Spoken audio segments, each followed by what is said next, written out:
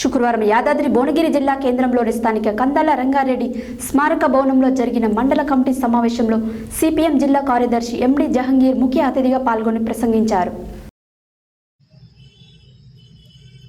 శుక్రవారం యాదాద్రి భువనగిరి జిల్లా కేంద్రంలోని స్థానిక కందాల రంగారెడ్డి స్మారక భవనంలో జరిగిన మండల కమిటీ సమావేశంలో సిపిఎం జిల్లా కార్యదర్శి ఎండి జహంగీర్ ముఖ్య అతిథిగా పాల్గొని మాట్లాడుతూ, కేంద్రంలో బీజేపీ అధికారంలోకి వచ్చిన తర్వాత కార్మికులు పోరాడి సాధించుకున్న 44 కార్మిక చట్టాలను 4 కోడ్లుగా విభజించి వారి హక్కులను కాలరాయాలని చూస్తుందని, అదేవిధంగా రైతుల పొట్టగొట్టే నల్ల చట్టాలను తీసుకొచ్చి రైతులకు అన్యాయం చేయాలని, దేశ లౌకిక తత్వాన్ని దెబ్బతీయాలనే కుట్ర, రాజ్యాంగ విలువలను హరించివేయాలనే ప్రయత్నం బీజేపీ హయాంలో పెరిగిపోతుందని వారు ఆవేదన వ్యక్తం చేశారు.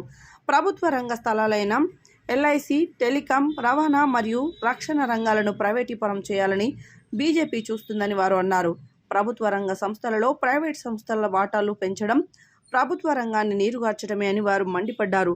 రోజు రోజుకు దేశ ఆర్థిక వ్యవస్థను, దేశ సార్వభౌమత్వాన్ని విదేశీ వ్యక్తులకు, ప్రైవేటు రంగానికి తాకట్టు పెట్టే ప్రయత్నం బీజేపీ ప్రభుత్వం చేస్తుందని వారు అన్నారు.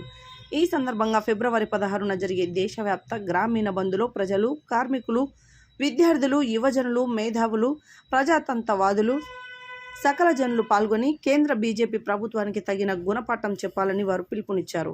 ఈ సమావేశంలో జిల్లా కార్యవర్గ సభ్యులు మాటూరి బాలరాజు, మండల కార్యదర్శి గంగాదేవి సైదులు, జిల్లా కమిటీ సభ్యులు బూరుగు కృష్ణారెడ్డి, గడ్డం వెంకటేష్, మండల కమిటీ సభ్యులు చీరిక సంజీవరెడ్డి, బొజ్జ బాలయ్య, పల్లె మధుకృష్ణ, కొండె శ్రీశైలం యాదయ్య, నందీశ్వర్ తదితరులు పాల్గొన్నారు.